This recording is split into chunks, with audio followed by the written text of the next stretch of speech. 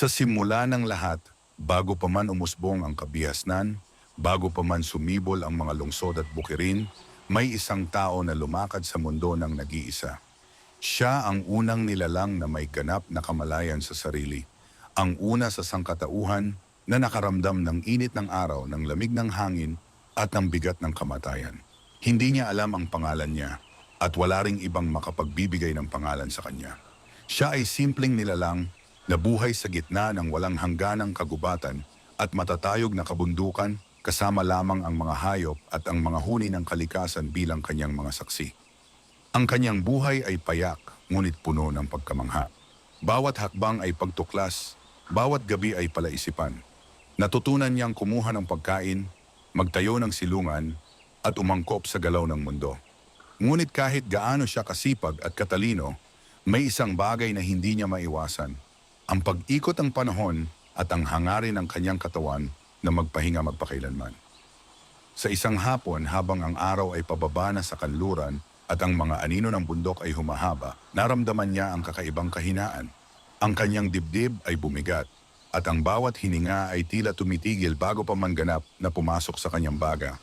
Alam niya sa kauna-unahang pagkakataon na siya ay haharap sa wakas ng kanyang paglalakbay. Walang ibang tao ang makasasaksi sa kanyang paglisan. Walang pari, walang kaibigan, walang pamilya. Tanging ang hangin, ang lupa at ang tubig ang makakaalam ng kanyang pamamaalam. Sa huling sandali, nakatingala siya sa langit, pinagmamasdan ang kulay na tila nagbabago sa bawat segundo. Ang pulang sinag ng araw na dumidikit sa dulo ng abot-tanaw. Isang mainit na luha ang dumaloy sa kanyang pisngi, hindi sa takot kundi sa pagkamangha sa buhay na sa wakas ay matatapos. At sa isang hininga, nawala siya. Ang katawan niya ay bumagsak sa lupa at ang kanyang kaluluwa sa katahimikan ng mundo ay nagsimula ng kanyang paglalakbay patungo sa kung saan man napupunta ang mga namamatay. Hindi alam ng unang tao kung ano ang susunod na yugto. Ang tanging nadama niya ay ang kakaibang liwanag. Hindi malamig, hindi matindi, kundi payapa at malinaw. Parang bawat alaala ng kanyang buhay ay bumabalik sa kanya sa isang kisap mata. Mula sa simpleng pagkain na kanyang niluto sa apoy, hanggang sa unang pagkakataon na siya ay nakaramdam ng pagod matapos maglakad sa gubat. Ang liwanag ay tila kumakaway sa kanya, nag-aanyaya sa kanya na lumisan. Ngunit may kaunting takot dahil ito ay bago at ang bago ay palaging nagdudulot ng pangamba. Habang siya ay dahan-dahang lumalapit sa liwanag, naramdaman niya ang presensyang iba, mga kaluluwa na kanyang hindi kilala, ngunit tila matagal nang nag-aabang. May mga tinig na hindi niya marinig sa kanyang pandinig, ngunit malinaw sa kanyang kamalayan. Ang mga ito ay puno ng kapayapaan at may pag-unawa sa lahat ng bagay na wala sa mundong kanyang iniwan. Ang pakiramdam ng kaluwalhatian ay dumaloy sa kanya at sa unang pagkakataon, naunawaan niya na ang kamatayan ay hindi katapusan. Ito ay isang pagbabago lamang, isang hakbang sa mas malawak na daigdig. Ngunit bago tuluyang sumanib sa liwanag, may isang kakaibang alaala ang bumalot sa kanya, ang mundong iniwan niya. Ang hangin sa puno, ang tunog ng tubig sa batis, ang halakhak ng hayop na tila naglalaro sa liwanag ng araw. Isang bahagi ng kanya ang nagkaroon ng malalim na lungkot, sapagkat ang mundong iyon ay hindi na niya muling mararating. Ngunit ang bahagi rin ng kanyang kaluluwa ay napuno ng pagtanggap. Natutunan niyang may mga bagay na hindi kayang hawakan, ngunit maaari lamang damhin at ipagpasalamat. Sa huli ang unang tao ay lumisan. Ang kanyang katawan ay naiwan sa lupa, ngunit ang kanyang espiritu ay patuloy na naglakbay sa isang daigdig na puno ng liwanag at kapayapaan. At sa paglipas ng panahon ang kanyang kwento, bagamat walang nakasaksi, ay naging simula ng pag-unawa ng sangkatauhan sa katotohanan. Ang bawat buhay ay may simula, may wakas, at may daigdig na naghihintay pagkatapos ng huling hininga. Pagkapasok ng unang tao sa liwanag, unang napansin niya ang katahimikan. Hindi ito ang katahimikang nagmumula sa kawalan ng tunog, kundi isang katahimikang may dalang pangunawa. Isang katahimikang nakakaunawa sa lahat ng bagay na dati niyang hindi naiintindihan sa mundo ng mga buhay. Dito, wala siyang iniwang mga tanong na walang sagot. Lahat ay malinaw, kahit na hindi niya pa rin lubos na maipaliwanag ang bawat detalye. Ang liwanag na kanyang nilakbay ay hindi mainit o malamig. Hindi rin ito tumutumbok sa kanyang mata upang masaktan, kundi dahan-dahang bumabalot sa kanyang kaluluwa. Sa bawat hakbang niya patungo rito, ang pakiramdam ng takot ay unti-unting nawala. Pinalitan ito ng kakaibang kagaanan, parang bawat pangamba at pag-aalinlangan na naramdaman niya sa mundo ay hinugot na at pinalitan ng katahimikan at kapayapaan. Sa kanyang paglakad, napansin niya ang mga nilalang na tila nakapaligid sa liwanag. Hindi ito tao, hindi rin hayop, at hindi rin mga espiritu na dati niyang naiisip. Ang mga ito ay mga presensya na naglalakbay rin, ngunit mas matagal na kaysa sa kanya. Ang bawat isa ay may sariling liwanag na bumabalot sa kanila at sa pamamagitan ng liwanag na iyon, nakakaunawa sila ng bawat isa. May isang nilalang na lumapit sa kanya, mas maliwanag sa iba ngunit hindi nakasisilaw. Maligayang pagdating, wika nito, at sa sandaling iyon, naramdaman niya ang bawat salita hindi sa kanyang pandinig, kundi sa kanyang kamalayan. Hindi mo kailangan pang magtakot. Ang mundo na iniwan mo ay bahagi ng iyong karanasan, ngunit dito, ang lahat ay malinaw. Ang unang tao ay tumigil at sa kanyang isipan nagtanong siya, "Ano ito? Saan ako napunta?" "Dito ka sa pagitan," sagot ng liwanag. "Sa pagitan ng nakaraan at ng susunod na yugto. Sa pagitan ng mundo ng buhay at ng mundo ng di mabilang na posibilidad." Hindi niya naiintindihan agad ang ibig sabihin nito, ngunit sa bawat segundo na lumilipas, unti-unti niyang naramdaman na ang lahat ng bagay na dati niyang kinatatakutan, kamatayan, ikanini, pantatayan, kalungkutan, kawalan, ay nagiging bahagi lamang ng mas malawak na pag-iral. Ang liwanag ay parang ilog, dahan-dahang umaagos, humahaplos sa kanyang kaluluwa at nagdadala ng bagong kamalayan. Sa paglipas ng oras, kahit na sa mundo ng liwanag, ang oras ay hindi tulad ng oras na kilala niya. Napansin niya ang mga alaala ng kanyang buhay. Bawat sandali ng pagkabalisa, tuwa, pagkasifayo at pagkamangha ay parang pelikula na dahan-dahang umiikot sa kanyang harapan. Ngunit sa halip na magdulot ng sakit, yung mga alaala ay nagbibigay ng pag-unawa. Naiintindihan niya na ang bawat hakbang, bawat pagpili at bawat pagkakamali ay nagdala sa kanya sa puntong ito. At sa puntong ito, wala nang galit, walang panghihinayang, lahat ay pagtanggap. Habang siya ay naglalakad sa liwanag, naramdaman niya ang presensya ng isang daigdig na mas malaki kaysa sa kanyang naisip. May mga lugar na puno ng kasaysayan, ng buhay at ng mga kaluluwa na hindi pa niya nakikita. May mga himig na hindi niya marinig sa mundo ng mga buhay, ngunit sa liwanag na ito, nadarama niya ang bawat nota, bawat alon ng damdamin, bawat emosyon na bumabalot sa iba pang nilalang. At sa gitna ng kanyang paglalakbay, isang malakas na damdamin ang bumalot sa kanya. Ang damdamin ng tunguhin. Naiintindihan niya na ang kanyang paglalakbay ay hindi lamang para sa kanya. Ang kanyang karanasan bilang unang tao na namatay ay may kahulugan. May mga espiritu na susunod, mga nilalang na darating sa liwanag na kakailanganin ang kanyang gabay. Isang gabay na hindi sa salita, kundi sa presensya, sa liwanag na bumabalot sa kanya. Sa unang hakbang ng kanyang bagong pag-iral, naintindihan niya, ang kamatayan ay hindi wakas, kundi simula ng isang mas malalim na paglalakbay. Ang mundo ng mga buhay ay bahagi lamang ng mas malawak na kabuuan, at sa liwanag na ito, siya ay nagsimula ng isang paglalakbay na walang hangganan, handa na tanggapin ang lahat ng darating sa kanya. Habang naglalakad ang unang tao sa liwanag, napansin niya na hindi siya nag-iisa. Hindi tulad ng unang presensya na kanyang nakita, may iba pang mga nilalang na dahan-dahang lumalapit. Mga nilalang na tila may higit na karanasan, higit na pagkaunawa sa daloy ng lahat ng bagay. Ang kanilang anyo ay mahirap ilarawan sapagkat ang mga mata ng isang mortal ay hindi sanay sa ganitong uri ng liwanag. Ngunit ang kanilang presensya ay nagdudulot ng katiwasayan, parang isang ina na tahimik na humahaplos sa noo ng kanyang anak upang iparamdam na lahat ay ayos lamang. Isa sa kanila, mas maliwanag at mas malalim ang anyo kaysa sa iba, lumapit at bumating sa kanya sa paraan na dama niya sa loob ng kanyang sarili.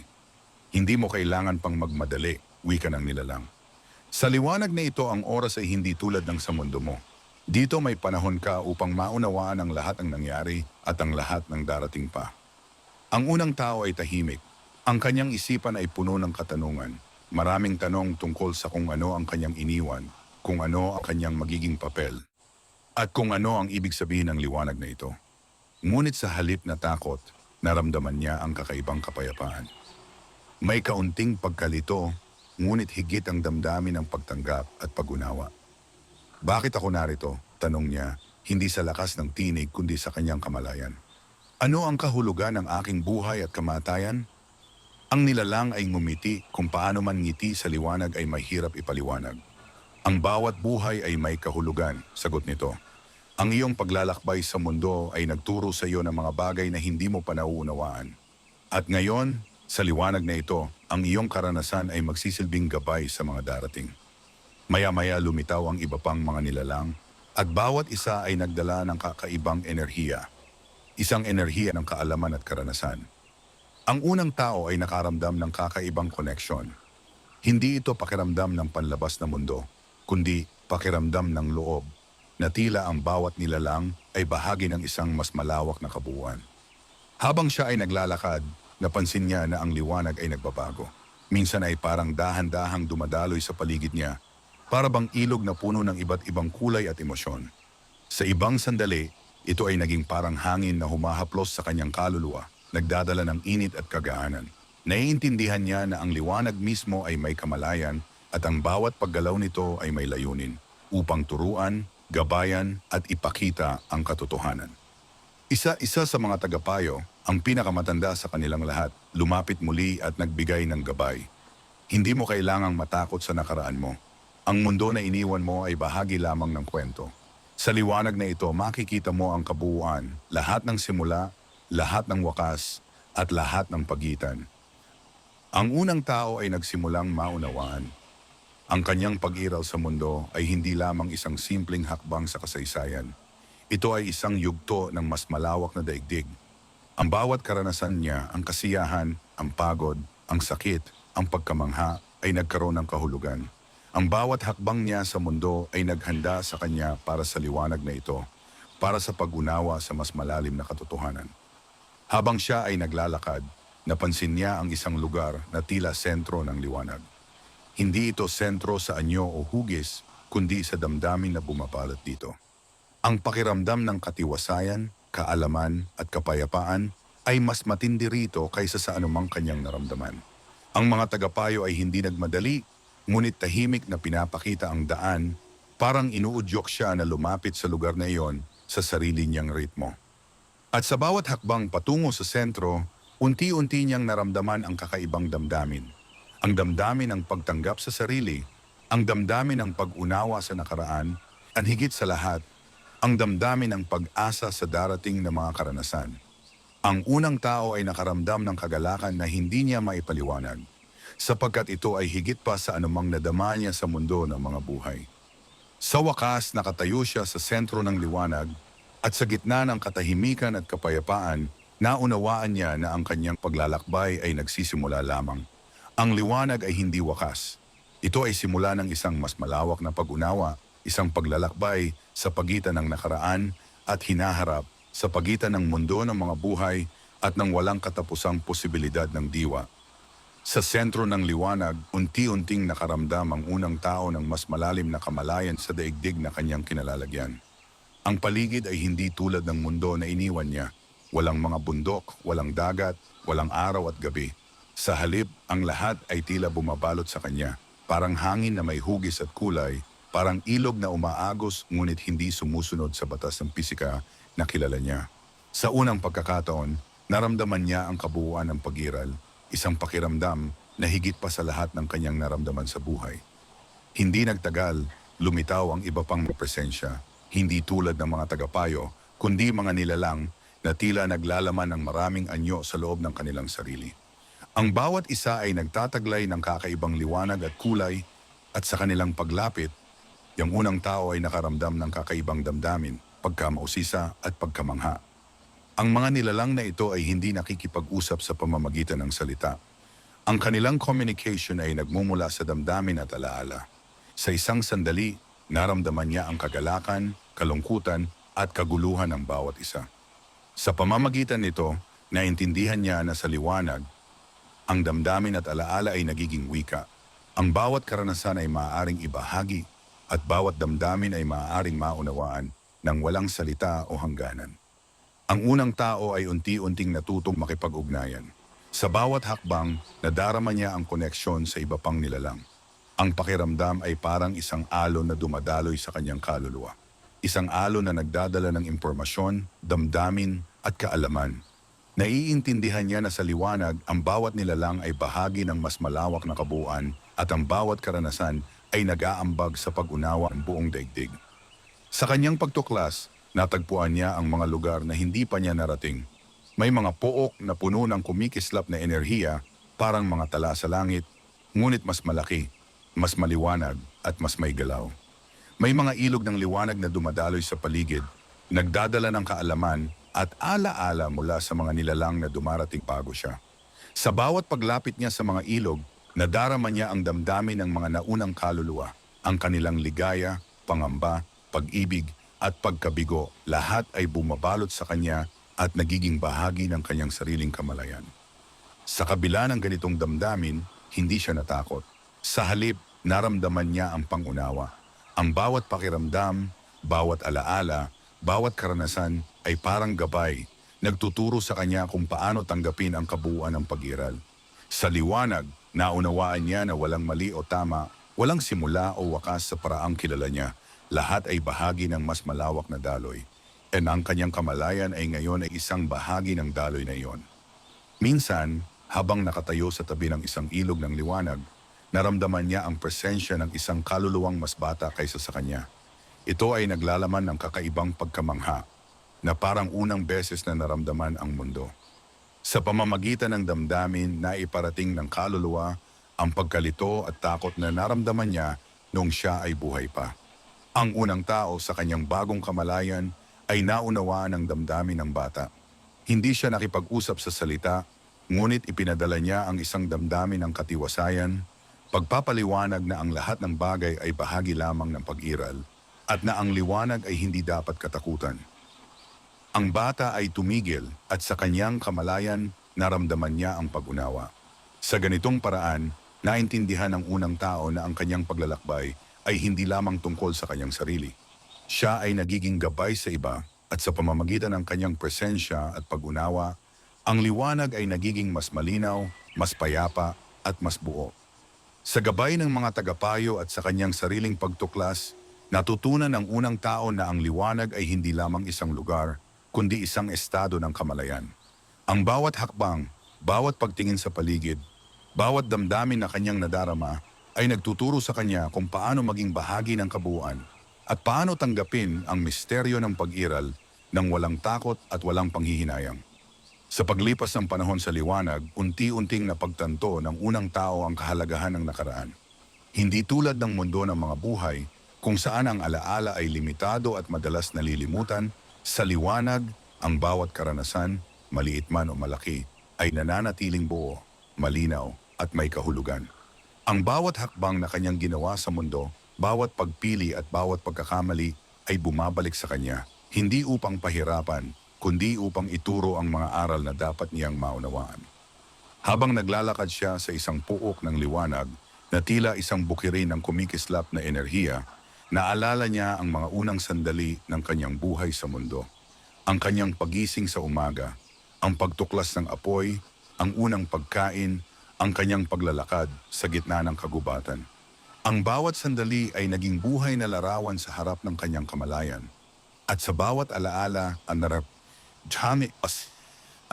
naramdaman niya ang kabuuan ng kanyang pag-iral.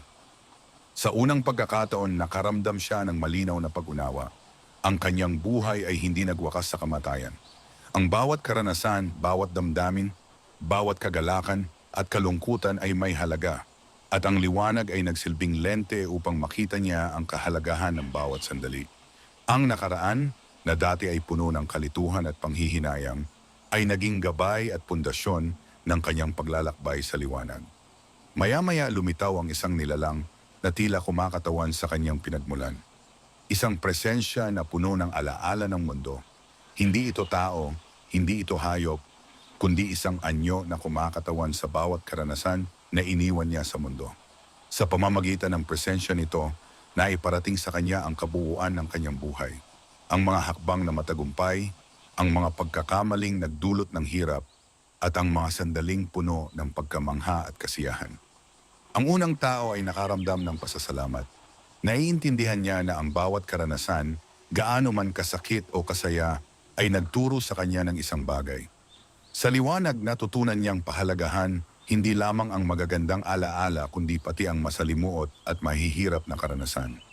Lahat ng ito ay bahagi ng kabuuan, bahagi ng proseso ng pag-unawa sa sarili at sa daigdig na iniwan niya. Habang siya ay naglalakad sa puok na puno ng alaala, nakaramdam siya ng presensya ng iba pang mga kaluluwa na dumarating sa liwanag. Ang kanilang damdamin at alaala ay naghalo sa kanya, at sa pamamagitan nito, natutunan niyang hindi lamang ang kanyang sariling nakaraan ang mahalaga, kundi pati ang karanasan ng iba. Ang bawat buhay ay konektado at ang bawat karanasan ay may epekto sa kabuuan. Sa isang sandali, napansin niya ang isang ilog na dumadaloy sa gitna ng lugar ng alaala. Ang tubig nito ay hindi karaniwang tubig, kundi liwanag na kumakatawan sa daloy ng buhay at kamalayan. Habang siya ay lumapit, nadama niya ang mga alaala ng iba. Mga kaluluwang naglakbay bago siya, nagdusa, nagtagumpay, nagkamali, lahat ay bumabalot sa kanya at nagiging bahagi ng kanyang sariling pagkaunawa. Dito, naintindihan ng unang tao ang isa sa pinakamahalagang aral. Ang nakaraan ay hindi lamang alaala, kundi gabay. Ito ay hindi dapat katakutan, kundi tanggapin at pahalagahan. Sa pamamagitan ng pag-unawa sa nakaraan, natututo siyang harapin ang liwanag at ang mga darating pang karanasan ng may kapayapaan at kaalaman. At sa bawat hakbang sa ilog ng alaala, unti-unti niyang naramdaman na ang kanyang paglalakbay ay nagiging mas malalim at mas makabuluhan. Hindi na siya naglalakad lamang para sa sarili, kundi bilang bahagi ng mas malawak na kabuuan. Handang tanggapin ang lahat ng aral na dala ng nakaraan at handang maging gabay sa mga susunod pang dumarating sa liwanag. Sa pagdaan ng panahon sa liwanag, unti-unting napansin ng unang tao na may iba't ibang uri ng enerhiya sa paligid niya. Ang ilan ay dumarating na parang ilaw na naglalakbay sa kalangitan, ang iba ay dumarating na parang hangin na humahaplos sa kaluluwa, at ang ilan ay parang tubig na dumadaloy ng tahimik ngunit tiyak. Ang bawat enerhiya ay nagdadala ng isang mensahe, aral, paalala o gabay. Ang mga tagapayo na kanyang nakilala sa nakaraan ay naging gabay sa pakikipag-ugnayan sa mga liwanag na ito. Hindi sila pinipilit, ngunit ipinapakita ang daan at ang paraan kung paano maunawaan ang mga mensahe. Ang unang tao ay natutong magtuon ng pansin hindi sa anyo, kundi sa damdamin na dala ng bawat liwanag. Sa isang sandali, lumapit sa kanya ang isang mas maliwanag na enerhiya kaysa sa iba. Ang damdamin na dala nito ay kakaibang pakiramdam, kalakasan at katiyakan, ngunit may halong pagkamangha at paggalang. Sa pamamagitan ng damdamin, naramdaman niya ang mensahe. Ang bawat hakbang ay may kahulugan, ang bawat karanasan ay may layunin. Ang bawat nilalang ay bahagi ng kabuuan. Natutunan ng unang tao na ang mga liwanag ay hindi lamang patnubay, kundi tagapagturo. Sa pamamagitan ng kanilang presensya, naipapakita ang mas malalim na koneksyon sa pagitan ng nakaraan, kasalukuyan at hinaharap. Ang bawat hakbang sa liwanag ay nagiging paraan upang mas maunawaan ang sarili at ang kabuuan ng pag-iral. Sa kanyang paglalakbay, nakatagpo siya ng liwanag na nagdala ng damdamin ng kagalakan. Hindi ito simpleng kaligayahan, kundi isang kagalakang sumasalamin sa lahat ng tagumpay at pagkatalo ng buhay. Sa pamamagitan ng damdaming ito, naunawaan niya ang halaga ng pagdama at ang koneksyon sa iba.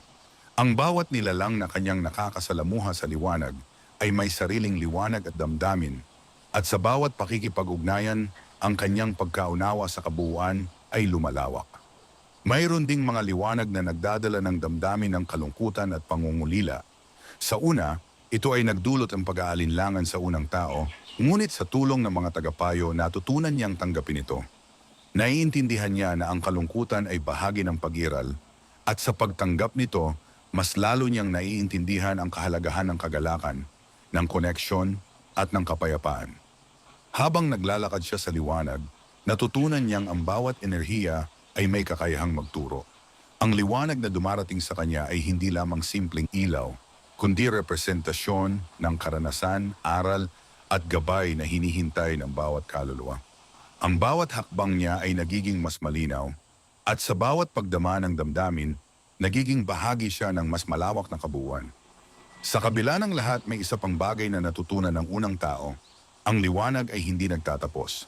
Ang daloy nito ay walang hanggan at ang kanyang paglalakbay ay hindi limitado sa isang direksyon o layunin. Ang kanyang kamalayan ay unti-unting nagiging mas bukas, mas handa sa pagtanggap ng lahat ng karanasan at mas maalam sa kahulugan ng bawat hakbang. Sa wakas ng kabanata, ang unang tao ay nakatayo sa gitna ng ilaw, nakadarama ng koneksyon, hindi lamang sa mga liwanag na patnubay, kundi pati na rin sa lahat ng kaluluwa na dumating bago at darating pa. Naiintindihan niya na ang kanyang karanasan ay isang tulay, isang daan na nag-uugnay sa nakaraan, kasalukuyan at hinaharap. Ang liwanag ay hindi lamang lugar ng katahimikan, kundi daan ng kaalaman, pag-unawa at walang hanggang paglalakbay.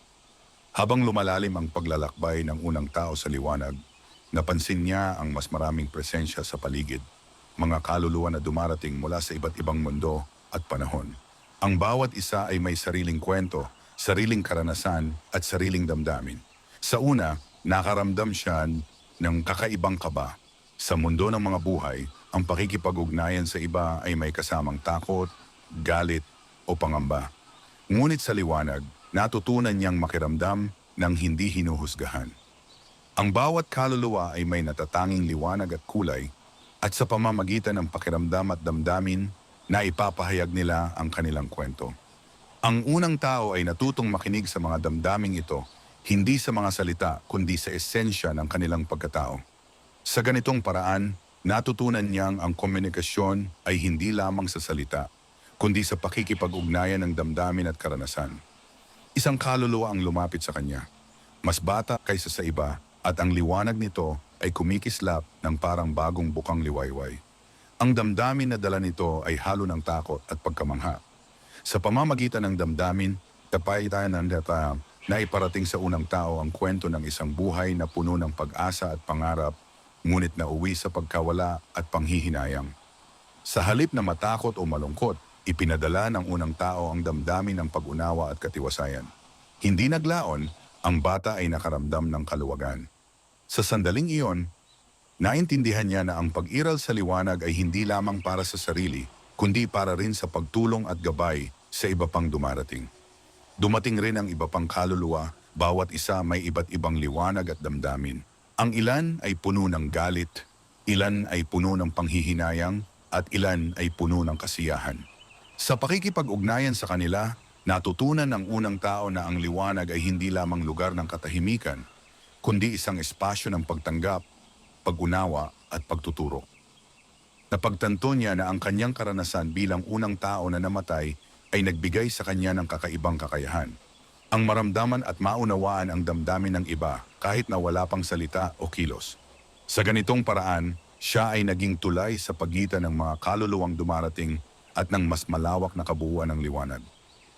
Habang patuloy siyang naglalakad at nakikisalamuha sa ibang kaluluwa, naramdaman niya ang pag-usbong ng isang bagong damdamin, ang pananagutan. Ang bawat karanasan na kanyang natutunan sa mundo at sa liwanag ay hindi lamang para sa kanya, kundi para rin sa iba. Ang kanyang pag-iral sa liwanag ay nagiging daan upang matulungan ang iba na maunawaan at tanggapin ang kanilang sariling karanasan.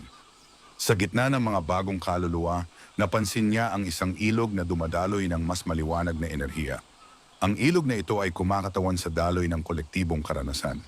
Ang pagsasama-sama ng bawat damdamin, alaala, at aral ng lahat ng kaluluwa na dumating bago at darating pa. Habang nakatayo siya sa tabi nito, naunawaan ng unang tao na ang bawat hakbang niya ay may epekto hindi lamang sa kanyang sarili kundi pati sa kabuuan. Ang kabanatang ito ay nagturo sa kanya ng isa sa pinakamahalagang aral sa liwanag. Ang bawat kaluluwa ay mahalaga, ay ng bawat karanasan ay may kahulugan. Ang kanyang paglalakbay ay hindi natatapos sa kanyang sariling kamalayan. Ito ay patuloy na naglalakbay sa bawat kaluluwa na kanyang nakakasalamuha, nagbibigay ng liwanag, gabay at katiwasayan. Sa paglipas ng oras sa liwanag, unti-unting naunawaan ng unang tao ang mas malawak na istruktura ng mundo na kanyang kinalalagyan. Ang liwanag ay hindi lamang isang espasyo ng katahimikan. Ito ay isang masalimuot na network ng enerhiya at kamalayan, kung saan bawat kaluluwa ay nag-aambag ng sariling liwanag at karanasan. Ang bawat damdamin, alaala at aral ay nagiging bahagi ng mas malawak na kabuuan. Ang unang tao ay nakatayo sa gitna ng kolektibong liwanag, nadarama ang daloy ng bawat karanasan. Ang mga liwanag na dating tila hiwalay sa kanya ay ngayon ay nagiging isang kabuuan, isang simponya ng damdamin at alaala. Natutunan niyang ang bawat karanasan, gaano man kaliit o kalaki, ay may epekto sa kabuuan. Ang kanyang buhay sa mundo, ang kanyang kamatayan, at ang kanyang paglalakbay sa liwanag ay naging bahagi ng isang mas malawak na daloy. Sa isang sandali, naramdaman niya ang presensya ng isang malaking grupo ng kaluluwa. Bawat isa ay may sariling liwanag at damdamin. Ang kanilang pinagsamang enerhiya ay nagdulot ng isang kakaibang pakiramdam. Parang isang hangin na dumadaloy sa buong katawan, nagdadala ng init at kapayapaan. Ang bawat damdamin ay malinaw. Ang ligaya, kalungkutan, pag-asa at panghihinayang ay nagtatagpo at nagiging isang kabuuan. Ang unang tao ay natutong makisabay sa daloy ng kolektibong liwanag. Sa pamamagitan ng pagtanggap sa enerhiya at damdamin ng iba, naunawaan niya na ang kanyang sarili ay hindi hiwalay. Ang bawat hakbang niya, bawat pakiramdam, at bawat pagninilay ay nakakaapekto sa kabuuan. Ang liwanag ay hindi lamang espasyo, ito ay buhay, dinamiko, at patuloy na nagbabago sa bawat sandali. Sa kanyang pagmumuni-muni, naalala niya ang mundo na iniwan niya. Ang alaala ng bawat bundok, ilog at kagubatan ay dumarating sa kanya hindi bilang pisikal na bagay, kundi bilang enerhiya na bumabalot sa kanyang kamalayan. Naiintindihan niya na ang lahat ng iyon ay bahagi ng kolektibong liwanag.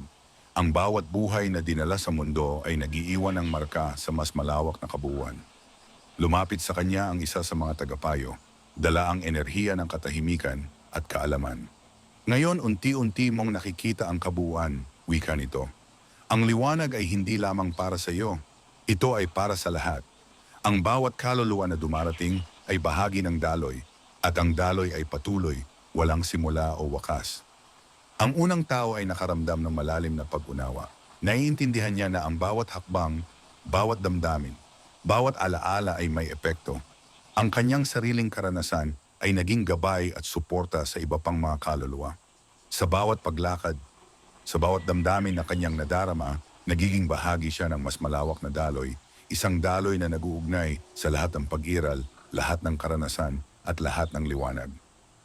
Habang siya ay naglalakad sa gitna ng kolektibong liwanag, nadama niya ang isang kakaibang kapanatagan. Ang damdaming ito ay hindi simpleng kaligayahan, kundi isang malalim na katiwasayan na nagmumula sa pagkaunawa at pagtanggap. Naiintindihan niya na ang liwanag ay hindi lamang lugar, kundi estado ng kamalayan. Isang paraan upang maunawaan ang kabuuan at tanggapin ang lahat ng karanasan. Sa wakas ng kabanatang ito, ang unang tao ay nakatayo sa gitna ng kolektibong liwanag, nadarama ang koneksyon sa bawat kaluluwa, at nauunawaan na ang kanyang paglalakbay ay patuloy, hindi limitado sa sarili, kundi bahagi ng mas malawak, walang katapusang daloy ng liwanag. Sa patuloy na paglalakbay sa liwanag, naramdaman ng unang tao na unti-unting lumalawak ang kanyang kamalayan. Ang kolektibong liwanag ay hindi na lamang umiikot sa kanya. Siya rin ay naging bahagi nito. Ang bawat damdamin, alaala at enerhiya ng iba pang kaluluwa ay dumadaloy sa kanya at ang kanyang sariling liwanag ay nakikihalo sa kabuuan. Sa bawat sandali, nadarama niya na ang pag-iral ay hindi limitado sa pisikal na anyo, kundi isang walang hanggang daloy ng kamalayan. Habang siya ay naglalakad, napansin niya ang kakaibang anyo sa dulo ng liwanag. Isang lugar na mas maliwanag at mas payapa kaysa sa iba. Sa lugar na iyon, naramdaman niya ang pinakapayapang enerhiya na kanyang nadama mula nang pumasok siya sa liwanag. Ang pakiramdam ay tulad ng isang malalim na pagtanggap na walang takot, walang panghihinayang at walang pangungulila. Dito, naunawaan niya na ang kanyang paglalakbay ay unti-unting natatapos, ngunit hindi sa paraang wakas, kundi sa paraang pagbabalik loob sa kabuuan. Lumapit sa kanya ang isa sa mga tagapayo, dala ang enerhiya ng katahimikan at kaalaman. Ngayon, naabot mo ang dulo ng iyong sariling paghahanap. Wika nito. Ngunit huwag mong isipin na ito ang wakas. Ito ay bahagi ng iyong paglalakbay. Ang walang hanggan ay hindi natatapos. Ang bawat karanasan ay patuloy na naglalakbay sa daloy ng liwanag. At ikaw ay bahagi ng bawat hakbang. Sa unang tao na puno ang damdamin ng pagpapahalaga at pag-unawa. Naiintindihan niya na ang lahat ng kanyang pinagdaanan, ang buhay, kamatayan at ang paglalakbay sa liwanag ay nagbigay sa kanya ng kaalaman at kapayapaan. Ang bawat hakbang ay nagturo sa kanya kung paano tanggapin ang sarili, ang nakaraan at ang mas malawak na daloy ng kabuuan. Mula sa sentro ng liwanag, naramdaman niya ang presensya ng mga kaluluwa na dumarating bago at pagkatapos niya. Ang bawat isa ay may sariling kwento at karanasan, ngunit sa pamamagitan ng kolektibong liwanag, ang kanilang lahat ay nagiging isa. Ang kanyang sariling liwanag ay nakikihalo sa kanila at sa sandaling iyon, naunawaan niya na ang lahat ng nilalang ay konektado, isang walang hanggang daloy ng enerhiya, karanasan at kamalayan. Sa pagdama ng ganitong connection, papapanagan sa nation. Napagtanto ng unang tao na ang pag-ibig at pag-unawa ay hindi limitado sa mundo ng mga buhay. Ang pag-ibig ay dumadaloy sa bawat kaluluwa, bawat karanasan at bawat hakbang. Ang kanyang sariling karanasan ay nagsilbing tulay upang iparating ang liwanag, gabay at katiwasayan sa iba pang kaluluwa na dumarating sa liwanag. Sa gitna ng walang hanggang liwanag, naramdaman niya ang kabuuan ng pag-iral. Isang kabuuan na hindi maaaring sukatin o bigyang hangganan. Ang bawat alaala ng mundo, bawat hakbang sa liwanag, bawat ugnayan sa ibang kaluluwa ay nagiging bahagi ng isang mas malawak na simponya ng enerhiya at kamalayan. At sa wakas, sa gitna ng katahimikan at kapayapaan, yakap ng unang tao ang katotohanang walang hangganan ng kanyang paglalakbay. Naiintindihan niya na ang kamatayan, na dati niyang kinatatakutan, ay isang hakbang lamang sa mas malalim na pag-unawa. Ang liwanag ay hindi wakas, kundi simula, isang walang hanggang daloy ng karanasan, kaalaman at koneksyon. Sa huling kabanata ng kanyang paglalakbay, ang unang tao ay nakatayo sa gitna ng liwanag. Mas malinaw ang kanyang kamalayan kaysa kailanman. Ang bawat hakbang, bawat damdamin, bawat alaala ay nagdala sa kanya sa puntong ito. Isang estado ng ganap na pagkaunawa, kapayapaan at koneksyon. Ang lahat ng karanasan sa mundo ng mga buhay at sa liwanag ay nagbunga ng isang mas mataas na antas ng kaalaman. Ang kolektibong liwanag ay dumadaloy sa kanya at siya rin ay nagiging bahagi nito. Ang bawat kaluluwa, bawat enerhiya, bawat alaala ay nagkakaisa sa isang walang hanggang simponya. Naiintindihan niya na ang liwanag ay hindi isang lugar lamang, kundi kabuuan ng lahat ng pag-iral. Isang daloy ng karanasan, damdamin at kaalaman na walang hangganan. Sa puntong ito, naunawaan niya ang kanyang sariling kahalagahan. Siya bilang unang tao ay naging tulay. Isang simula ng kamalayan na maghahatid ng liwanag at gabay sa mga kaluluwang dumarating. Ang bawat karanasan niya sa mundo, bawat pagkakamali at tagumpay ay may lugar sa mas malawak na kabuuan. Ang kanyang kamatayan, na noon ay puno ng takot at pag-aalinlangan, ay naging simula ng isang walang hanggang paglalakbay. Sa gitna ng liwanag, napansin niya ang walang katapusang daloy ng enerhiya, mga kaluluwang naglalakbay sa pagitan ng nakaraan, kasalukuyan at hinaharap. Naiintindihan niya na ang lahat ng ito ay magkakaugnay na walang kaluluwa ang hiwalay. Ang bawat karanasan, gaano man kaliit, ay may epekto sa kabuuan. Dumating ang mga tagapayo, mga presensya na naging gabay niya mula sa simula at sa kanilang katahimikan at liwanag na iparating nila ang huling aral. Ang pag-iral ay walang hangganan, ang kamatayan ay hindi wakas, at ang liwanag ay patuloy na dumadaloy sa lahat ng oras at espasyo. Ang unang tao ay nakaramdam ng malalim na kapayapaan. Naiintindihan niya na ang bawat sandali ng takot, galit, kalungkutan, at ligaya ay nagdala sa kanya sa puntong ito. Ang lahat ng ito ay bahagi ng mas malawak na daloy, at sa pamamagitan ng pagtanggap sa lahat ng ito, nagkaroon siya ng ganap na pagkaunawa sa kabuuan ng pag-iral. At sa wakas, ang unang tao ay nakadama ng ganap na pagkakaisa sa liwanag. Ang kanyang sarili, ang iba pang kaluluwa at ang kolektibong enerhiya ay nagiging isa. Ang bawat alaala, damdamin at karanasan ay nagiging bahagi ng walang katapusang daloy. Ang kanyang paglalakbay ay natapos sa isang paraan na hindi katapusan, kundi isang simula, Isang simula ng walang hanggan, walang takot, at walang panghihinayang.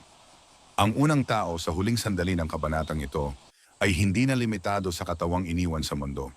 Siya ay naging liwanag, naging daloy, naging bahagi ng kabuuan. Ang kanyang kwento ay hindi nagwakas sa kamatayan, kundi patuloy sa bawat kaluluwa na dumarating sa liwanag. Ang kanyang karanasan ay naging gabay, ang kanyang liwanag ay naging bahagi ng walang hanggan at sa ganitong paraan, natutunan niya ang pinakamahalagang aral. Ang pag-iral ay walang hanggan at ang liwanag ay walang katapusan.